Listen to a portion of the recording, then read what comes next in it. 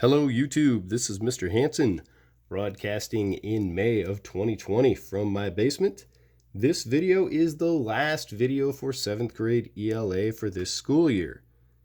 This video relates to the completion of the novel The Outsiders by S.E. Hinton.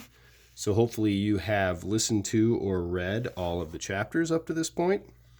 We're going to go over the paperwork for this week as well as my analysis of the book, my brief analysis, I should say. And I hope you've watched the other videos that I've posted for this assignment, including the actors reading from The Outsiders, because it's really cool to see those actors read from the book itself. If you are able to watch the movie and you have permission to watch the movie from your family, please do so because it's a really cool movie and we would have watched it in school. Anyway, let's get going with what's going on for this week. Again, if I make a mistake, please just bear with me. I'm going to continue on because this is a one-take wonder video. Your first task has to do with cause and effect. This can be found in the back of your packet. And don't worry about the chapters. Think about the three most significant cause and effect events from the book, or three events that were significant. And just write down the cause with complete sentences as well as the effect. The cause as well as the effect. The cause as well as the effect. So, for example, one cause could be that the girls decided to walk with Ponyboy, Two-Bit, and Johnny. And what was the effect of that? That was when they were at the movie theater. So that's a simple cause and effect. The second piece of paperwork for this week has to do with character traits. Okay, I would like you to choose one character from this novel. It can be a major character or a minor character. It can be your favorite or your least favorite. It can be a character that you are basically indifferent to. It doesn't really matter as long as you choose a character and then you write down 8 of the traits that go with that character. And please be elaborate with this. Don't just say funny or cute or whatever. Make sure you are writing down character traits that the author, S.E. Hinton, may have thought of while she was writing the novel itself. The whole point of this activity is to really make you think like a writer and consider what she was considering as she put together the book. So, once you have that done, you will need to do a compare and contrast activity with 2 of the characters. Now, the easiest way to do this, if you ask me, is to put Dallas Winston on this side and Johnny on the other side. Think about 3 major things about Dallas Winston, as well as 3 major things about Johnny that are related only to them as individuals. And then think about 3 things that connect them as characters, okay?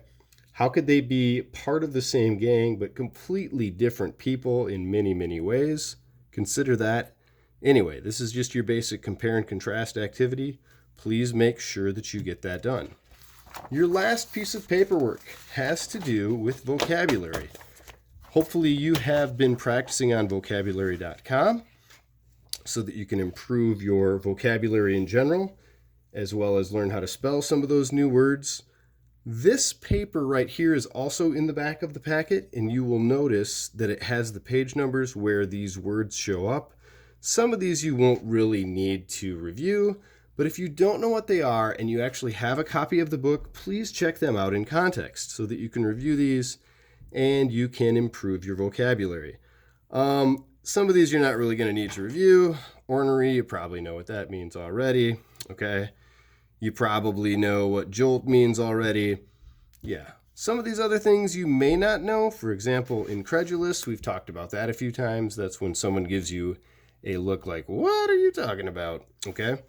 But if you see the way that that is used in context, it may help you remember that word. So go through these, see which ones you really need practice with, and then by all means, please practice them. Okay. Now, the last part of this video is going to be essentially my take on The Outsiders. So, The Outsiders by S.E. Hinton was written by a teenager, which is incredible to me because this girl took the time to write an entire novel. She started when she was 15 years old, which is just amazing, if you ask me, that someone would have the dedication to finish an actual novel at that age. That's just incredible. Secondly, this was the first book for young adults that wasn't about what many people would consider kind of, I don't know, low priority topics such as, will Billy win the football game? Or will Susie get asked to the dance? Stuff like that. This was about kids who had tougher lives than many of the people that you may know or that may normally be given attention to through the media of TV shows, YouTube channels, stuff like that. And so that's what really made this book unique for its time. It really opened up, I guess you could say, the idea that books could be about more than just dances and sports for teenagers. And it's just a really, really, really fascinating book to me because it was written by a teenager and it was so to the point as far as what teenagers may be feeling at the time. The one quote I want to share with you before I close out my very brief analysis on this is from page 176. And this is the character Soda Pop talking. And he says, "We're all we've got left. We ought to be able to stick together against everything. If we don't have each other, we don't have anything. If you don't have anything, you end up like Dallas." If you remember, Dallas is the character who died on purpose when he pulled out his gun and the police officers shot him. And I don't mean dead either. I mean like he was before, and that's worse than dead.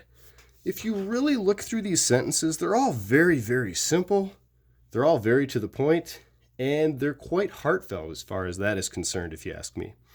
So anyway, I hope you enjoyed The Outsiders. It's one of those novels that has stuck with me through the years. I didn't read it in school for school. I read it just because I was an avid reader, and I still am an avid reader, and I really enjoyed it. And I really enjoyed being able to teach this novel. I really enjoyed our school year in general. It's very unfortunate that we weren't able to be, face-to-face for a lot of the lessons.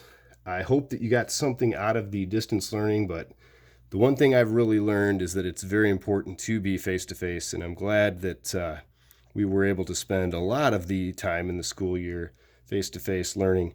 If you need anything going forward, please feel free to email me or any of your other teachers. We are here to help you. I hope you have an outstanding summer. Please make sure that you read a lot. Feel free to read whatever you are interested in. Feel free to follow what you are focused on. Don't worry about what may be considered the social norm as far as that is concerned. And I look forward to seeing a lot of you in the hallway next year, saying hello. Hope that things go well for you this summer. Again, please just make sure that you're consistently working on those reading skills because they will serve you well throughout your whole life. And I am going to sign off. Have a wonderful week and a wonderful summer.